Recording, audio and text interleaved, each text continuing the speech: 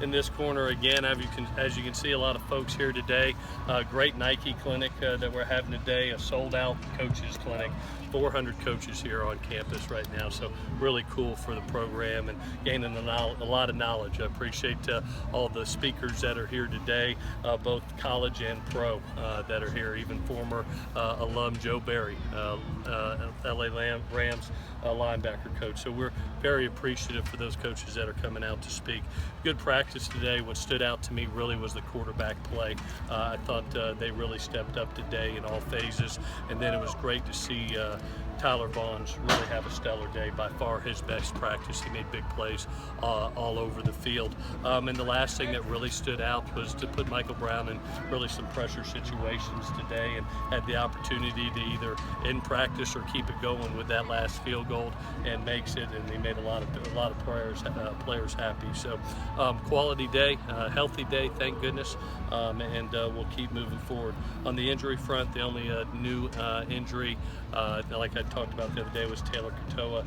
He has suffered an ACL injury that will require surgery, and usually that's about a 9-month process. With that, I'll take any questions that you have. Looked like you were hugging Deontay for the end, or Yeah, I just used him as an example of what a Trojan should be. Right now, he's just a shut-up-and-work guy. He comes to practice every day. He reminds me of the Robert Woods and the Marquise Lees and the Nelson Aguilars, who came out here to practice, and you can't tell the difference between practice and a game with that kid. And it's not about the height, it's just about playing ball each and every day. He may be, as we call him, he may be the smallest horse in the stable, but he makes the biggest impact, and he does it in a workmanlike attitude. And just wanted to point that out to all the guys, that you can make the biggest plays. You can go to the Rose Bowl and score 3 touchdowns, catch 3 touchdowns, and just be that workmanlike attitude and create huge plays for your team without having to be all the hype that comes around it in the flow. So credit to him and what he's doing in this camp. T was saying, I think it must have been Tuesday, that he hadn't dropped the pass yet, and he missed, I think, 1 assignment so far. Has he dropped any? Not that I have seen. He seems to catch everything. He was really, we, as you've seen, we really focused on red zone situations today, both in 7-on-7 and in team. And to watch him perform, you saw the plays that he's made, and you really see what we saw in the latter half of the season. The chemistry between him and Sam right now is amazing. I mean, there were a couple throws and catches there where between Tyson, T, and myself, we're all looking at each other going, whoa, that's pretty special. You can tell when 2 guys are on the same page, and those 2 guys are. Does his skill set just keep him in the slot, or does he, I know he splits out sometimes. Oh, yeah, what you've seen is his ability to also play outside for us. When we go to solo and base packages, 12 and 21 personnel, instead of taking him off the field, his ability to go outside in those situations. So he'll play both inside and outside for us. Very reliable receiver. When Sam makes that play where he's quick-footed, steps up into the seam and sidearms the ball, who does he remind you of when he makes a play like that? Gosh, I think there's a lot of guys. I've always thought he's got a little bit of Favre in him, to be honest with you. His creativity, his arm, his core strength to be able to make a throw like that, shuffling to your left and had that type of arm angle and throw. Brett was a great quarterback, not to say that Sam's at that level yet, but he has those type of attributes. How involved were you with finding the coaches to speak of these last 2 days? It was really between myself, Coach Clancy, knew a couple of the NFL coaches. Obviously, Nike helps us a little bit also. So the culmination of the 3 really brought in some quality guys that really appreciate it. I mean, you're talking about a lot of unbelievable college coach speakers as well as NFL, and for that you see what comes out.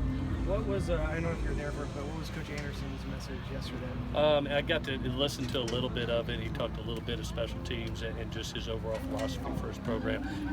I got a lot of respect for that guy. He's done it well for a long time, and he spreads an unbelievable message of accountability and reliability, and then gave some knowledge in the team's game also. So it was great to have Coach here. Really appreciate him doing it. It was great to see another Pac-12 school come down and represent our conference.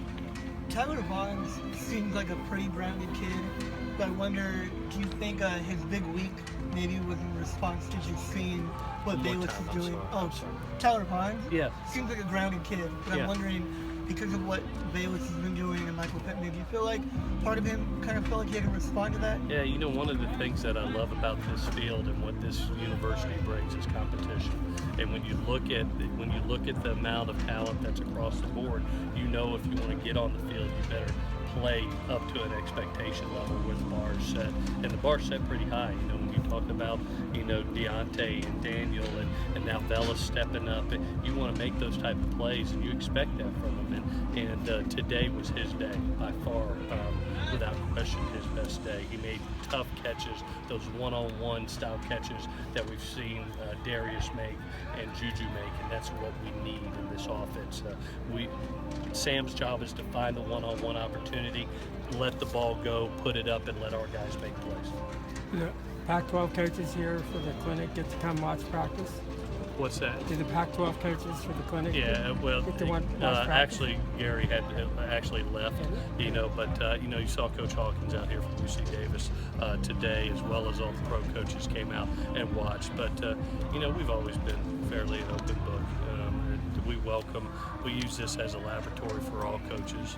We've had several colleges come in. We love learning from the NFL game and the high school guys. We welcome everybody. Could you tell how they gravitated over here to where Neil and DeLand were working? Yeah, usually the big men, they love seeing those drills. So a bunch of O-line coaches here today, and you know, when you're talking about Neil and Deland, those are two pretty special coaches. I'd be sitting beside them too. What do you guys gain by that openness, allowing guys to come in? The most important thing that what football is, and that's relationships. You know, at the end of the day, it's about your relationships that you have with your high school coaches, whether it's recruiting, whether it's guys that are moving up in the profession and getting to know them. From the college ranks, I've always believed that we're a fraternity. You know, we're a brotherhood, and to be able to learn from other people, I think, is extremely valuable. You know, my dad always taught me, if you're staying stagnant and somebody's passing you by, you better be learning some things from other people. So I don't mind talking to other folks, and then anytime that you can get around the best of the best in the NFL, you better listen and learn, because everything that we dream about, they've done. You know, so coaching fraternity is pretty special. It's a high-risk job as it is, and we all kind of support each other. I've always believed that. Is there a timeline on Rojo and Ware and a couple of the offensive linemen that have been out? Yeah, you know, Rojo actually got more work today. He got 9 periods. You know, he's coming off a little bit of a turf toe. We got a little bit of an orthotic on that toe with a new shoe, and hopefully that's working. It got him from period 3 to period 9 today.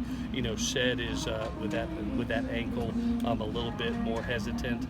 He is doing change of direction now. I think he'll do some individual next week. I don't know if he's quite ready for team yet.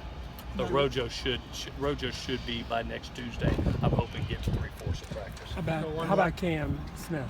Cam should be back. You know, he got individual today. The neck is feeling better. I would expect him back on Tuesday.